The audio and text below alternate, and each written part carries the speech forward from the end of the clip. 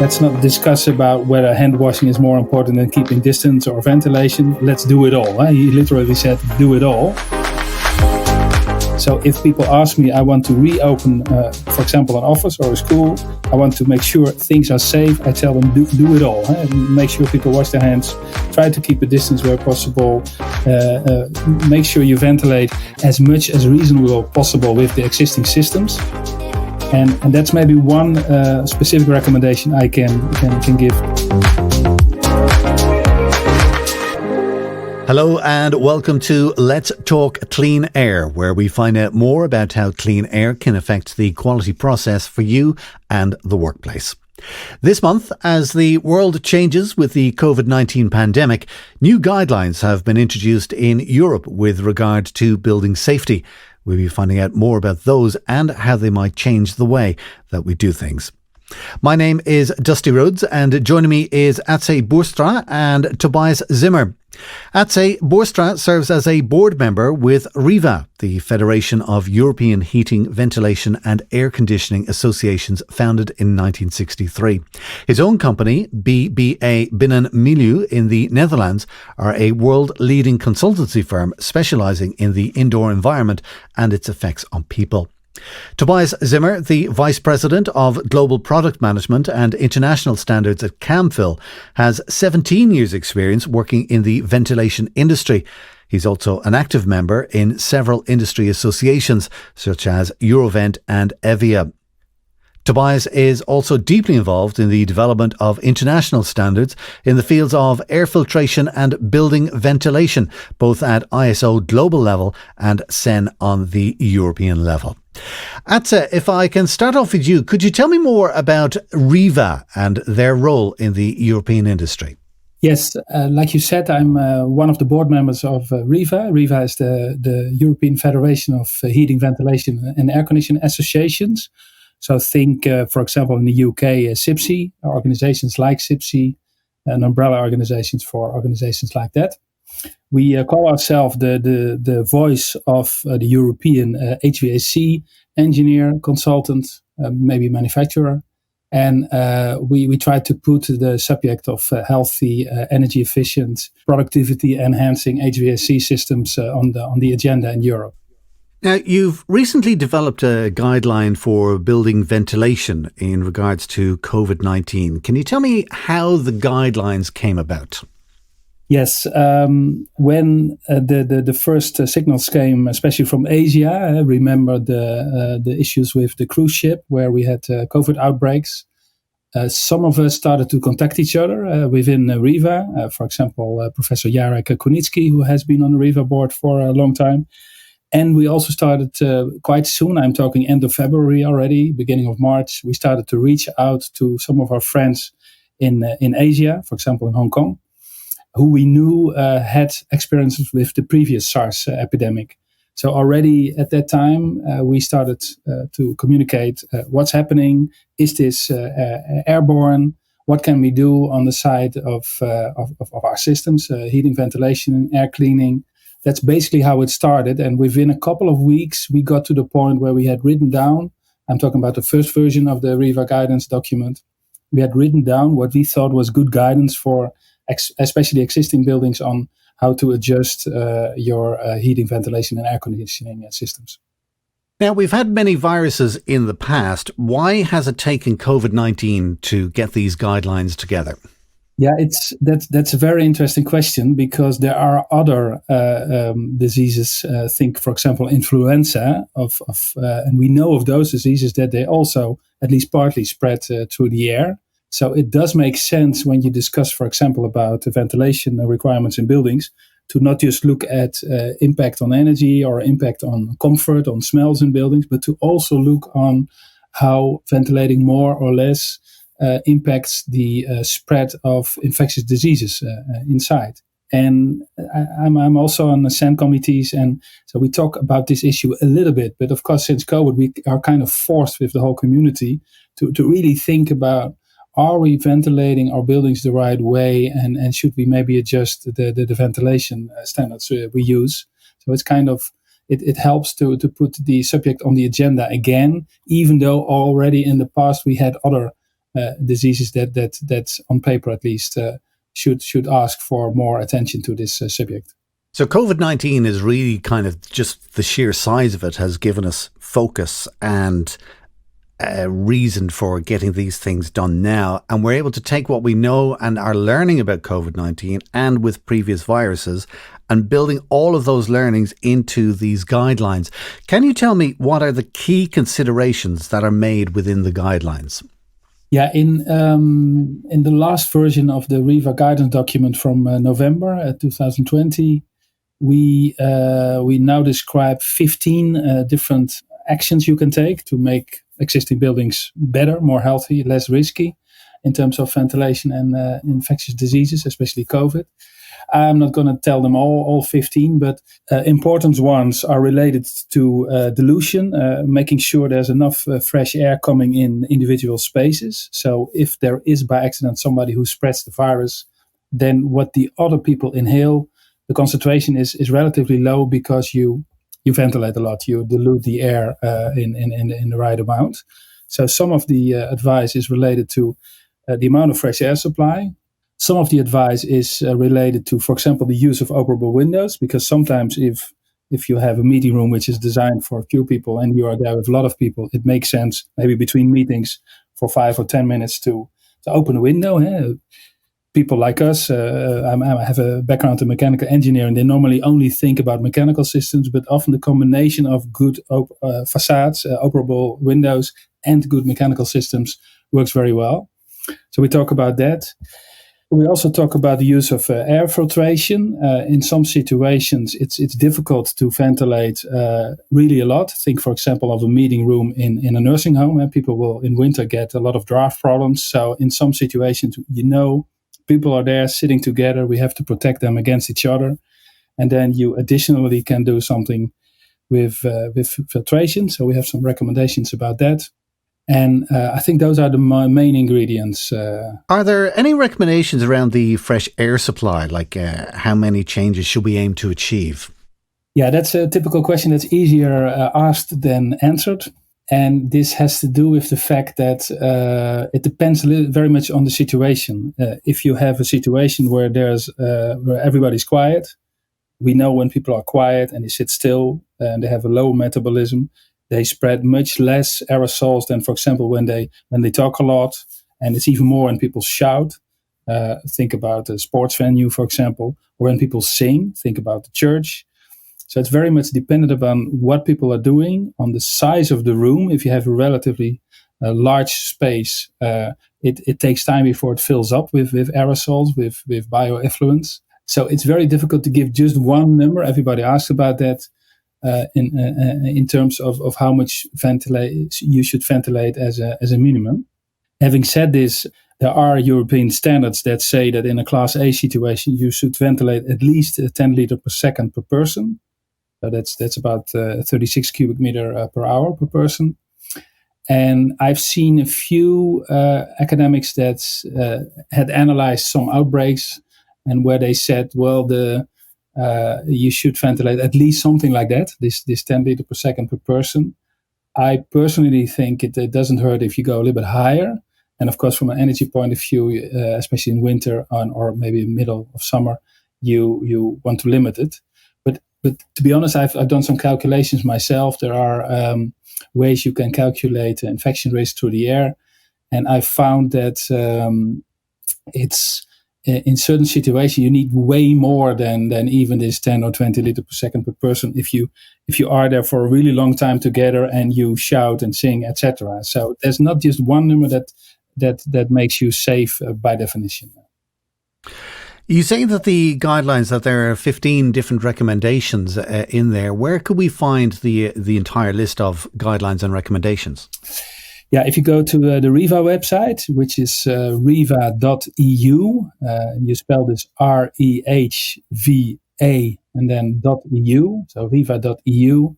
And then you'll see right on the starting page, you'll see maybe a button COVID information, and then you can find not just the guideline I just referred to, but also some other background information about COVID and ventilation. Tobias, if I can bring you in on our chat here, air quality is incredibly important. From your point of view with CamFil, what levels of filtration are recommended? Yeah, that's also not that easy to answer. It really depends on what kind of situation do we have, or what kind of air supply to the room do we actually have, which was also mentioned a little bit by Atze already. So if we're talking about outdoor air being supplied to the room, then the actual risk of COVID-19 being spread by the air is relatively low. But by getting the air from the outside, you may have high levels of air pollution coming from the outside, depending on your location. That means in all the cases where your air supply is 100% outdoor air supplied to the room, standard filtration levels are absolutely sufficient. And standards of filtration levels would in that case mean filter levels according the Eurovent guideline 423, which gives you guidelines on filtration levels depending on your outdoor air quality. So practically that means for an office building, the supply air should have a filter of at least EPM 150 according ISO 16890. In bigger cities, it would be more a level of EPM 180 for the filtration system. So for instance, if you have an office building in the center of London, you would definitely need a protection of EPM 180 to be safe long-term in that building. And that you could, for instance, achieve with a two-stage filtration of 2 EPM 160 filters in a row, which is quite good and industry standard. If, on the other hand, we have a situation where you bring recirculated air, central recirculated air to the room, it looks completely different. Because in that case, the air from one of the rooms, so from one office, would be transferred via the central recirculation system to the other rooms in the building. That means the risk of spreading aerosols with a virus in it is significantly higher. So worst case, just one infected person in one single office could spread the aerosols over the whole building. So in those cases, there's higher need for filtration. And the best solution in those cases would actually be having HEPA filters, meaning H13 to H14 filters according EN 1822, in the recirculation system. But just doing that, just adding the filter, is technically not always that easy. A lot of people will have their air infrastructure in place. How possible is it for them to upgrade to get them to the new standard that we now require? Again, that really depends on, of course, it depends on the system. On the other side, it depends on what kind of air supply do you have. So if we're talking about supply air from the outside, it is normally possible in the utmost applications to bring supply air filters to a decent level. So it can be normally done without any significant increase of the pressure drop. That's normally the critical point in changing a filter. This works, the upgrading, without increasing the pressure drop significantly, simply by choosing a high-quality air filter. Those high-quality air filters should then be Eurovent certified EPM1 filters with a good Eurovent energy rating, just to ensure low pressure drop and low energy consumption over time. And using such a filter doesn't really create more pressure drop to the system than a lower quality filter with a lower filter class. So in those cases, it's relatively easy. It's getting, as said, it's getting more difficult if you have a central recirculation, because many recirculation air systems are really not designed for the use of HEPA filters, which would be technically seen the best solution in this case to protect against COVID. Because these HEPA filters have a relatively high pressure drop, and that could be too high pressure drop actually for the system, resulting in either too little air going into the rooms, which is of course also not a good solution, because then you reduce the amount of supply air. In addition, many of these systems actually may not be built tight enough so that the air might bypass a HEPA filter, resulting again in an increased spread of the virus. So here it's technically a little more difficult. So if you have one of those cases where it's difficult to upgrade to HEPA, the best solution would be, first of all, to turn off the recirculation air completely and increase the supply air. If that is not possible to get enough airflow in your building, then you should actually see what is the maximum upgrade your system can take. So then you should at least try to upgrade the recirculation air filter to filter according ISO 16890, which would be a minimum efficiency then of EPM 180%. And there are such air filters available on the market that have partly even higher efficiency. So there's, for instance, an EPM 185 filter that still has a very low pressure drop. So it can be used in nearly every existing central recirculation system. Again, to ensure that these filters really hold their promises, so it's really EPM 185 efficiency, make sure it's Eurovent certified, and make also sure that it comes with a energy class A+ or A, which guarantees a very low pressure drop, not only in the beginning, but over time. So it will really work in your system. That's it. Can I come back to you? What's your point of view then on filtration?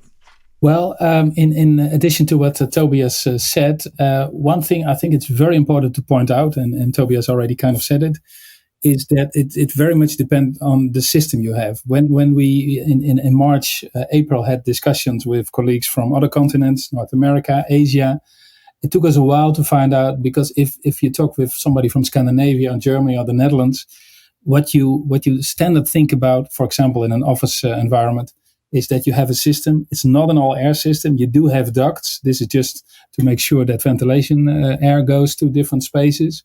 But your temperature is controlled by radiators in winter, or maybe climate ceiling or decentral cooling units in summer. And in those cases, it's normally quite easy not to turn on the recirculation, and so to avoid what Tobias described. But then we talked with some of our colleagues from North America, and they said, and the UK is maybe a little bit in the middle, they said this is just not possible because we have all air systems. So we just need this massive amounts of air to go through the building. Otherwise, we cannot make the right kind of temperature in winter or in summer. So if you do have an all air system, then you kind of, you don't have a choice. You still need to keep the recirculation on.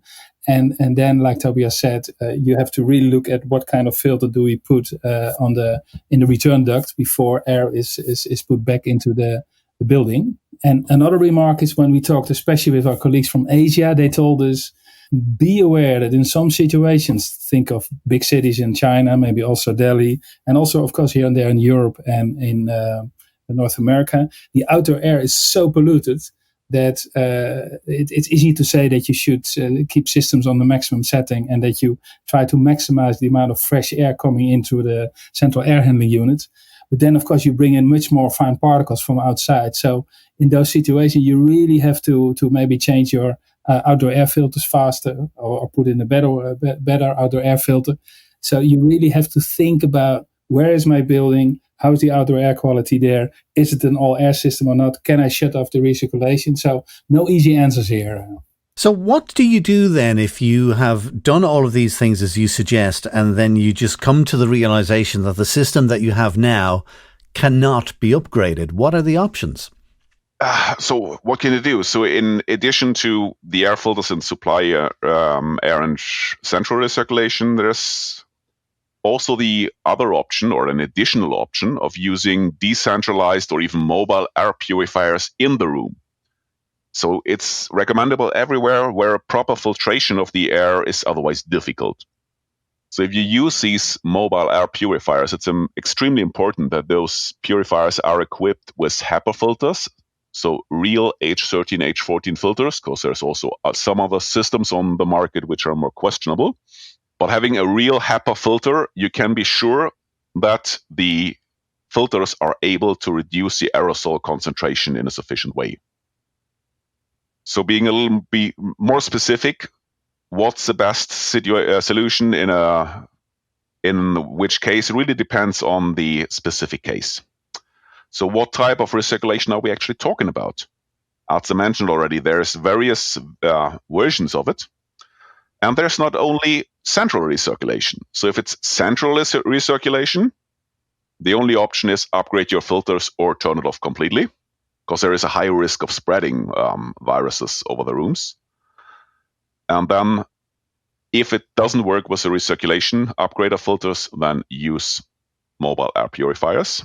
But there may be other cases where you have room-wise recirculation, so-called split units, and then it might look totally different. Because the other than the central recirculation, the split units would only create so-called secondary air. So the air is only recirculated in one single room. But of course, it has a much lower risk of virus spread than a central recirculation for the whole building. So if we're talking, for instance, about a small room or a one-person office, then there's actually no risk, because there's one person in the room and the recirculation will only spread his own virus, worst case, to himself. But of course, if the room is getting bigger, if it's an office with several people in it, these split units would actually spread the virus from the one infected person over the whole room to others. So here we see a bigger risk.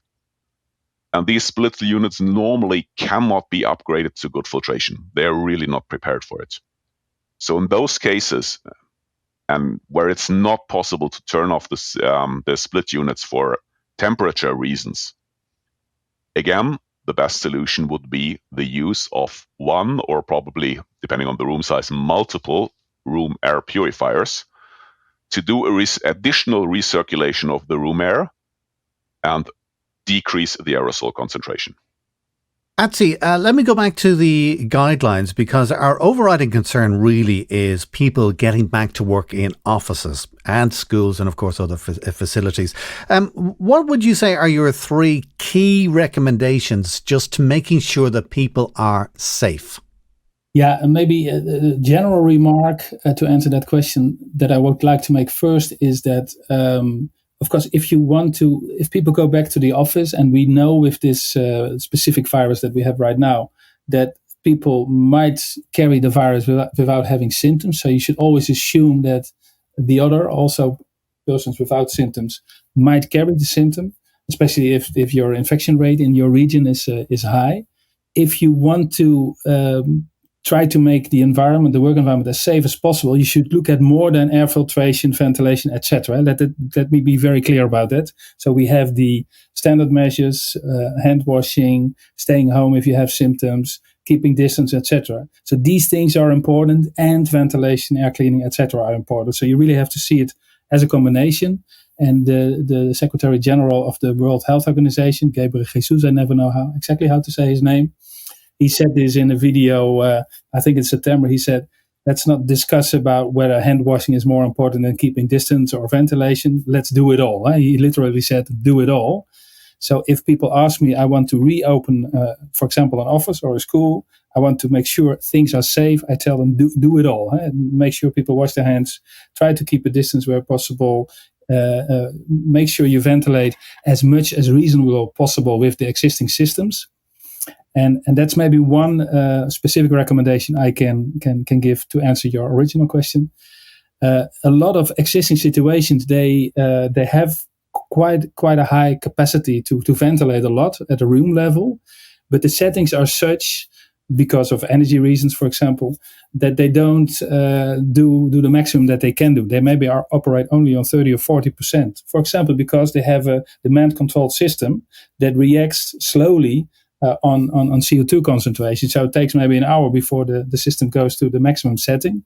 And that's one of a key recommendation we also give with Riva, that if you have demand control systems, CO2 regulated systems, make sure you change the set points for this. Try to make it as low as possible. So just a little bit over the outside CO2 concentration. So let's say 450, 500 or something. So as soon as the system detects there's persons in the room, more than one, because one cannot infect itself, then it should start operating. So that's something you can do easily in existing systems if you do have like energy regulated fresh air supply at room level.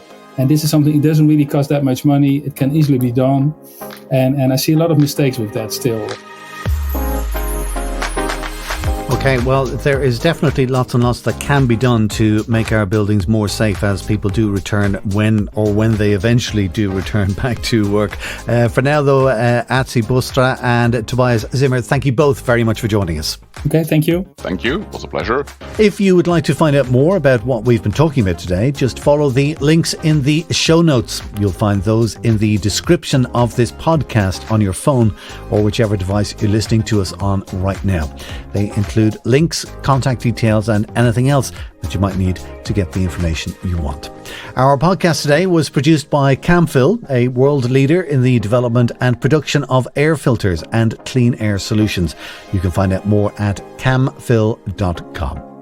Do join us next month when our Let's Talk Clean Air podcast will look at how air quality can affect what we eat and drink and the challenges facing food and beverage production facilities. To get it automatically, just click the subscribe button on your player right now. Until then, from myself, Dusty Rhodes, thank you for joining us today and thank you for listening. Take care.